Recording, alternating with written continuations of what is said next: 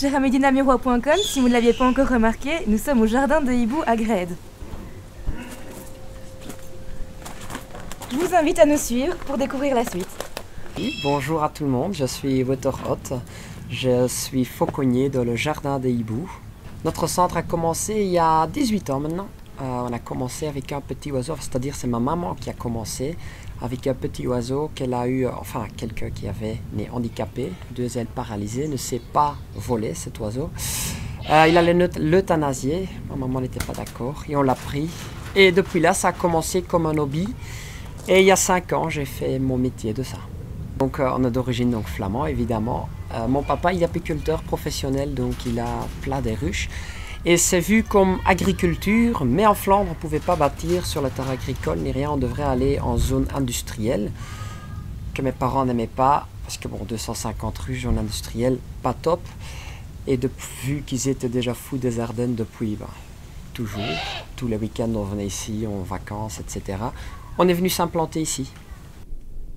Donc c'est une affaire familiale. Et vous avez aussi des bénévoles? Oui. Donc mon papa et ma maman s'occupent donc de l'apiculture. Mon frère fait le gîte et la cafétéria. Et moi et ma copine, nous faisons la fauconnerie. On a des bénévoles, on en a 4. 4 bénévoles, plus moi et ma copine qui travaillent dans la fauconnerie. Quel type de visiteurs viennent au jardin des hiboux? Un peu de tout. On a des écoles, on a des scouts, on a des familles évidemment, on a des bus, on a des voyages, des pensionnés, des handicapés, des centres handicapés. Tout le monde qui aime bien la nature et les animaux. Pouvez-vous nous donner un chiffre approximatif de visites? On tourne autour de 10-12 000 visiteurs par année. Donc petit parc. Est-ce que vous pouvez me décrire les espèces qui sont présentes ici? Oui, premièrement, on a notre petit kookaburra, martin pêcheur australien, donc on reconnaît, bec droit, très facile, petite patte. On a des faucons, ailes pointues, des longs doigts. Des buses, ailes rondes, va avoir un vol beaucoup plus lent, beaucoup plus belle en fait.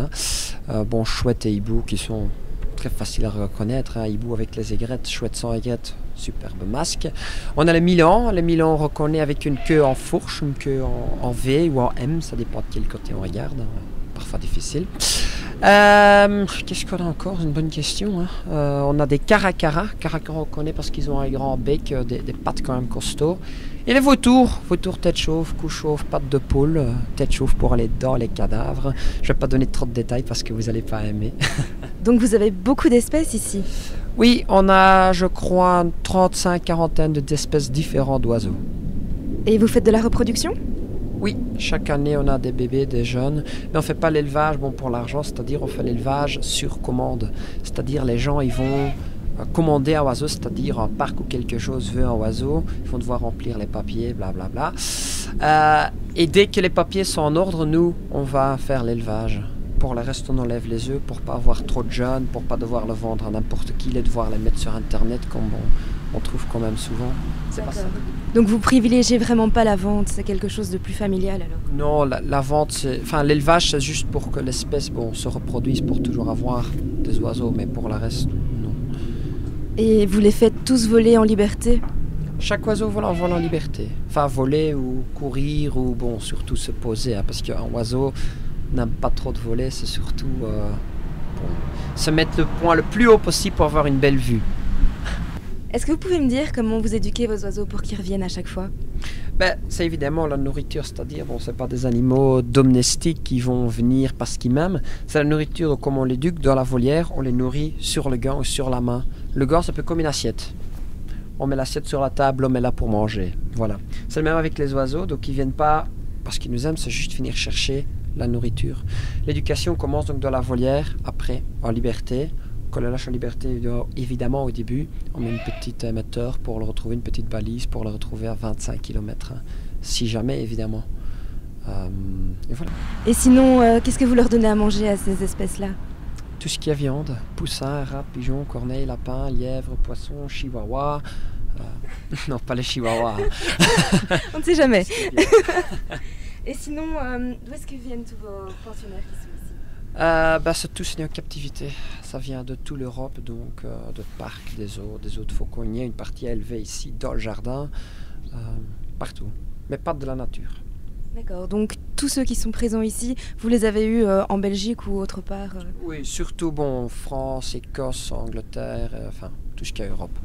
Belgique, un petit peu, pas beaucoup d'élevage en Belgique. D'accord. Et donc celui-ci s'appelle Bruce, c'est ça? Oui, c'est ça, c'est Bruce. Bruce, c'est un kookaburra, martin-pêcheur australien, le plus grand dans les martin-pêcheurs et le moins coloré, donc le plus sombre en couleur. En anglais, ça s'appelle Laughing Kookaburra, kookaburra qui rigole. On les appelle comme ça parce qu'ils ont un cri qui ressemble très fort à un riz humain. Pour ça qu'ils sont tués avant, évidemment, en Australie. On pensait que c'était des sorcières, ces animaux aussi. Ah bon, et vous pouvez nous le faire rire? Ah, faut demander à lui. Tu veux bien rire pour nous? Donc, on va essayer. Je vais le mettre sur sa branche. Voilà. Alors...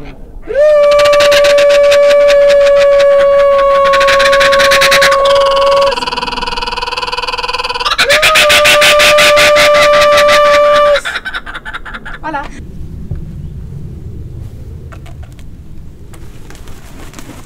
Et voici, je vous présente Mowgli, vautour à tête blanche, un vautour qui vit en Afrique. Les vautours charognards mangent les animaux morts.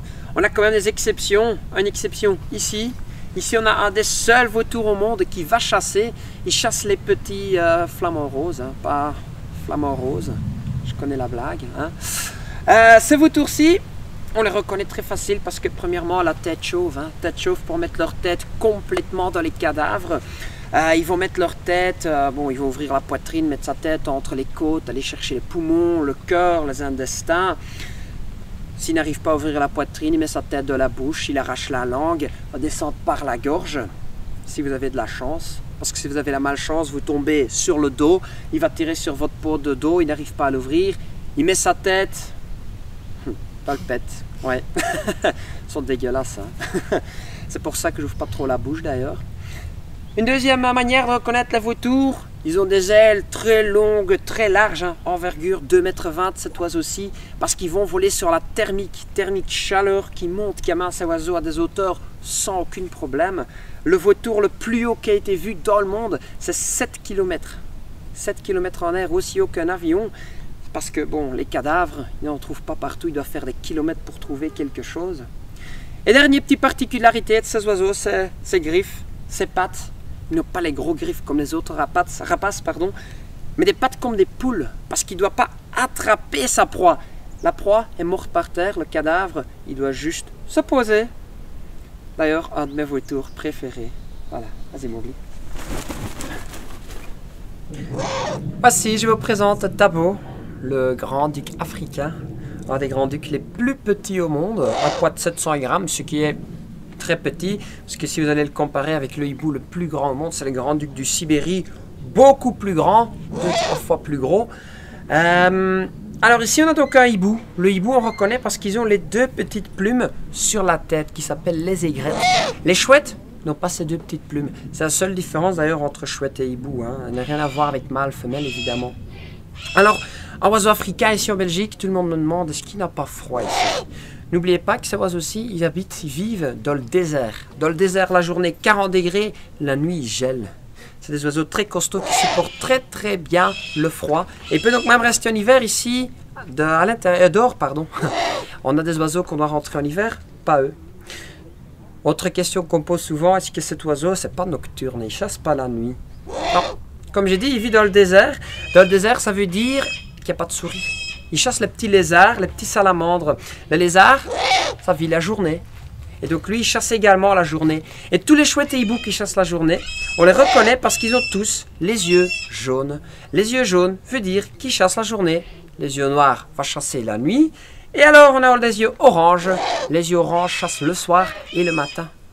Maintenant, il faut bien savoir que les chouettes ou un hibou ne dorment seulement 1 heure par journée. C'est tout. Pour le reste, il est réveillé pour chasser et pour évidemment protection. Maintenant, quand je dis chasser, tout le monde pense toujours des trucs super spectaculaires. Il n'y a rien de spectaculaire là-dedans. Hein. Chasser pour un oiseau, pour un rapace, un oiseau qui attend que le rat passe. Tout simplement. Donc voilà, ça c'était Tabo, grand-duc africain. Alors dites-nous, c'est quoi pour vous ce métier? Ah, c'est une passion, c'est travailler avec les animaux, c'est toujours très chouette. Donc vous ne pourriez pas envisager un autre métier que celui-ci? Bah, ça va être dur parce que bon, je bouge beaucoup, enfin je ne sais pas, je ne saurais pas à mon avis. Je suis très bien où je suis.